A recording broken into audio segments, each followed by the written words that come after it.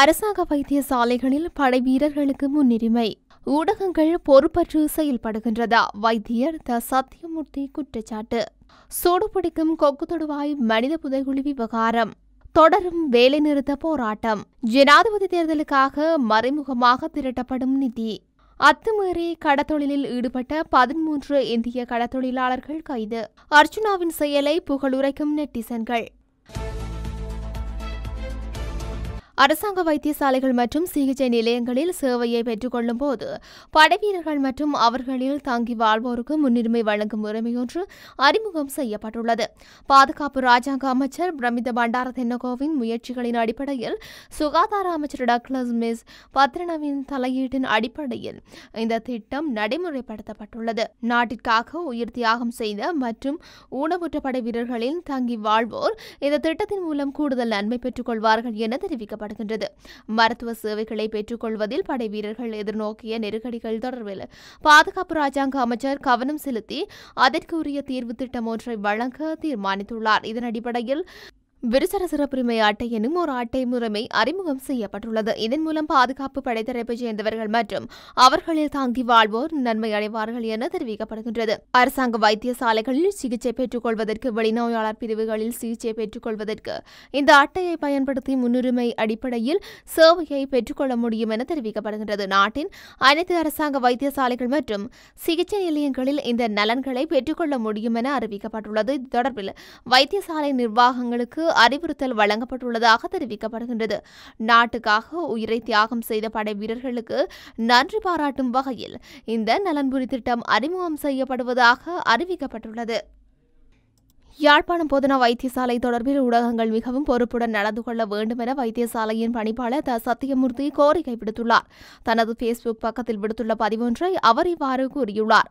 யாழ் போதனா வைத்தியசாலையில் தினசரி விடுதிகளிலும் நோயாளர் பிரிவுகளிலும் மற்றும் பல்வேறு கிளினிக் பகுதிகளிலும் 5000 பேர் சிகிச்சை பெறக்கூடிய வசதிகள் செய்யப்பட்டிருக்கின்றது. இவ்வைத்தியசாலை இயக்குவது மிகவும் சிரமமான விடயம். இந்த வைத்தியசாலை பொதுமக்களின் நம்பிக்கையாகும். அவர்களுடைய சுகாதாரம் சம்பந்தமான சிக்கலான விடயங்களுக்கும் பதிலளிக்கின்ற ஓர் நிறுவனம். இங்கே 2500க்கும் மேற்பட்ட உத்தியோகத்தர்கள் கடமையில் இருக்கின்றார்கள். இவ்வாறு சுறுசுறுப்பாக அர்ப்பணிப்போடு கடமையாற்றுகின்ற இந்த நிறுவனம் பற்றிய உங்கள் கருத்துக்களை பொறுப்போடு எடுத்துரைப்பது மிகவும் முக்கியம். தனிப்பட்ட நபர்களின் கருத்தை இந்த நிறுவனத்தின் மீது பாரிய குற்றச்சாட்டாக முன்வைத்து இதன் சேவையை முழுங்கடிக்கின்ற போது பொதுமக்கள் சேவையை சிறப்பாக பெற்றுக்கொள்வதில் பல சிரமங்கள் எதிர்கொள்வார்கள்.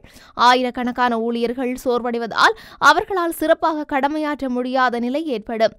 வேலைப்பளு காரணமாக சமூக ஊடகங்களில் வருகின்ற எல்லா விடயங்களையும் பார்வையிட்டு இவற்றிற்கெல்லாம் பதிலளிக்க முடியாத நிலை காணப்படுகின்றது என்பதை தெளிவுபடுத்த விரும்புகின்றேன். ஆகவே பொதுமக்களின் வைத்தியசாலை பற்றி எல்லோரும் பொறுப்புணர்வோடு நடந்து கொள்ள வேண்டும் என அவர் குறிப்பிட்டுள்ளார். எவ்வாறாயினும் அவரின் இந்த பதிவுக்கு பலரும் எதிர்வினையாற்றியுள்ளனர். அண்மையில் சாவகச்சேரி வைத்தியசாலையில் இடம்பெற்ற சம்பவத்தை தொடர்ந்து யாழ் போதனா வைத்தியசாலை மீது அடுக்கடுக்கான குற்றச்சாட்டுகள் முன்வைக்கப்பட்டு வருகின்றன. கடந்த காலங்களிலும் யாழ் போதனா வைத்தியசாலையின் செயற்பாடுகள் குறித்து செய்தி வெளியிட்டிருந்த ஊடகம் ஒன்றை புறக்கணிக்க வேண்டும் என்று வைத்தியர் த சத்தியமூர்த்தியை கோரிக்கை விடுத்திருந்தார் என்பதும் குறிப்பிடத்தக்கது. கொக்கு தொடுவாய் மனித புதைக்குழி அகழ்வு பணியின் 3ஆம் கட்டத்தில் 6ஆம் நாள் அகழ்வு நேற்று இடம்பெற்றது. குறித்த அகழ்வின் போது பார்வையாளராக ஐக்கிய நாடுகள் சபையின் இலங்கை அலுவலகத்தின் மனித உரிமைகளுக்கான அதிகாரி லூடியான் செல்ரின் அகிலனும் இந்த அகழ்வு பணிகளை மேற்பார்வை செய்திருந்தார். இந்த அகழ்வு பணியின் போது 7 மனித உடல் பாகங்கள், சில மனித ஆடைகள் மற்றும் இராணுவத்தால் பாவிக்கப்படும் கம்பி உட்பட சில பொருட்கள் காணப்பட்டிருக்கின்றன. அத்துடன் ஆடைகளில் பெண்களுக்குரிய உள்ளாடைகளும் காணப்படுகின்றது.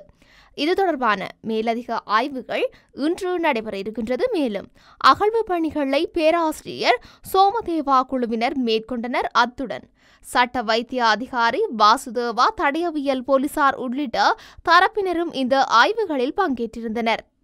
பணிப்புறக்கணிப்பு முன்னெடுக்கப்பட்டாலும் அலுவலக ரயில்கள் உட்பட 35 ரயில்கள் இன்று இயங்கும் என ரயில்வே திணைக்களம் தெரிவித்துள்ளது.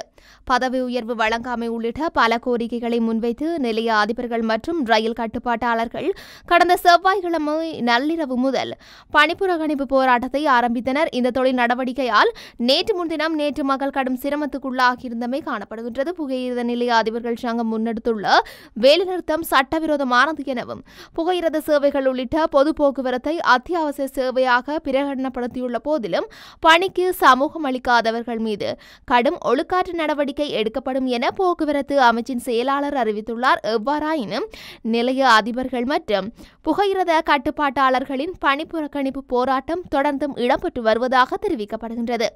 இதேவேளை வெம்புலை ரயில் நிலையத்திற்கு அருகில் பயணியொருவர் ரயிலில் இருந்து தவறி விழுந்து உயிரிழந்தார்.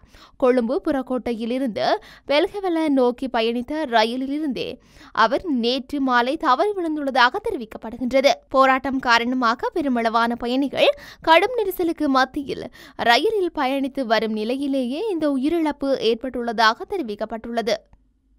மதுபான கடைகளுக்கு அனுமதி வழங்குவதன் மூலம் எதிர்வரும் ஜனாதிபதி தேர்தலுக்காக நாடாளுமன்ற உறுப்பினர்களுக்கு மறைமுக நிதி திரட்டுவதற்கான நடவடிக்கையை நிதியமைச்சு மேற்கொள்வதாக எதிர்க்கட்சி நாடாளுமன்ற உறுப்பினர் தயாசிறி ஜெயசேகர குற்றம் சுமத்தியுள்ளார். நாடு முழுவதிலும் உள்ள 1028 மதுபான கடைகளுக்கு உரிமம் வழங்கும் நடவடிக்கையில் சில நாடாளுமன்ற உறுப்பினர்களிடையே 300 மில்லியனுக்கும் அதிகமான பணம் புழக்கத்தில் இருந்ததாக எதிர்க்கட்சி நாடாளுமன்ற உறுப்பினர் தயாசிறி ஜெயசேகர தெரிவித்துள்ளார். 2024 மே 10ஆம் தேதிக்குள் சுமார் 1028 மதுக்கடைகளுக்கு புதிய அனுமதி வழங்கப்பட்டுள்ளதாகவும் அதற்காக 30 மில்லியன் ரூபாய் பெறப்பட்டதாகவும் அவர் குறிப்பிட்டுள்ளார். அனுமதி பத்திரம் வழங்கப்படுவதற்கு முன்னர் 10 மில்லியனும் அனுமதி வழங்கப்பட்ட பின்னர் 20 மில்லியனும் பெறப்பட்டுள்ளதாக கூறியுள்ளார். கொழும்பு மாவட்டத்தில் 137 அனுமதி பத்திரங்களும், ஹம்பகா மாவட்டத்தில் 128 அனுமதி பத்திரங்களும், ஹோட்டல்களுக்கு 1089 அனுமதி பத்திரங்களும், பல்பொருள் அங்காடிகளுக்கு 306 அனுமதி பத்திரங்களும், உணவகங்களுக்கு 765 அனுமதி பத்திரங்களும் வழங்கப்பட்டுள்ளன. அரசாங்கம் மற்றும் எதிர்க்கட்சி எம்பிக்கள் உரிமம் கோரி ஜனாதிபதியிடம் முறையிட்டுள்ளனர். மதுபான சாலை திறக்கும் போது 12.5 மில்லியன் ரூபாவை பிரதேச சபை அல்லது நகர சபைக்கு வைப்பு தொகையாக செலுத்தி வருடாந்தம் 5 லட்சம் ரூபாய் செலுத்த வேண்டும். இது தவிர அனுமதி பத்திரத்தை வழங்குவதற்கு 30 மில்லியன் ரூபாய் நாடாளுமன்ற உறுப்பினர்களால் பெறப்பட்டுள்ளது என கூறியுள்ளார். இலங்கை கடற்பரப்பில் அத்துமீறிய கடத்தொழிலில் ஈடுபட்ட 13 இந்திய கடத்தொழிலாளர்கள் இலங்கை கடற்படையினரால் கைது செய்யப்பட்டுள்ளதாக இந்திய ஊடகங்கள் செய்தி வெளியிட்டுள்ளன. குறித்த கைது நடவடிக்கை இன்று மேற்கொள்ளப்பட்டது. யாழ்ப்பாணம் காரநகர் கடற்பரப்பில் கடத்தொழிலில் ஈடுபட்டுக் கொண்டிருந்த 3 படகையும் அதிலிருந்த 13 இந்திய கடத்தொழிலாளர்களையுமே எல்லை தாண்டி கடத்தொழிலில் ஈடுபட்டதாக இலங்கை கடற்படையினர் கைது செய்துள்ளனர். கைதான கடத்தொழிலாளர்களை மயிலிட்டி துறைமுகத்திற்கு அழைத்துச் சென்று யாழ் மாவட்ட கடத்தொழிலில் நீரியவளத்துறை அதிகாரிகளிடம் கையளிக்கப்பட்டுள்ளன. இந்த நிலையில் இவர்கள் ஊட்காவத்துறை நீதிமன்றத்தில் முற்படுத்த நடவடிக்கை எடுக்கப்படவுள்ளது. ஊழல் செய்யும் மருத்துவர்களுக்கு எதிராக அறம் காத்து சேவை செய்யும் யாழ் அர்ச்சனாவிற்காக வெளியிட்டுள்ள நெட்டிசன்களில் கருத்து சமூக வலைதளங்களில் வைரலாகி வருகின்றது. மருத்துவ பணியை இறைபணியாக செய்யும் மருத்துவர்கள் இன்று குறைந்து வரும் நிலையில் அர்ச்சனா போன்ற ஒரு சிலரையும் ஊழல் செய்யும் மருத்துவர்கள் அவர்கள் மீது சட்ட நடவடிக்கை எடுத்து வெளியேற்ற முற்படுவதாக கூறிவரும் நெட்டிசன்களின் கருத்து தற்போது சமூக வலைதளங்களில் அதிக அளவில் பகிரப்பட்டு வருகின்றன. ஏழை எளிய மக்கள் இந்த ஊழல் நிறைந்த பயங்கரமான படுபாதகமான சூழலில் வாழ்கின்றார்கள். இந்த நிலையில் இவர்களுக்கு கிடைக்க வேண்டிய நியாயமான சேவைகள் எப்படி இவர்களுக்கு கிடைக்கும்? தங்களை போன்ற ஒருவர் எப்போதாவது தான் இவர்களுக்கு உதவும் வகையில் வெளிவருகின்றார்கள். உலக தமிழர்கள் தற்போது உலகை சுற்றி நிற்கின்றார்கள். பூமி பந்தில் உள்ள தமிழர்கள் தங்களை நோக்கி உன்னிப்பாக கவனித்து ஆதரவளித்துக் கொண்டுள்ளனர். இணையம் முழுக்க தங்களுக்கு ஆதரவு. மக்களுக்காக நீங்கள் பணியாற்றுங்கள். இருக்க வேண்டியவர்கள் இருந்தால் நீங்கள் கூறியவர்கள் அனைவரின் நிலை என்ன என்று எண்ணி பார்க்கின்றோம் என்று குறிப்பிட்டுள்ளார்.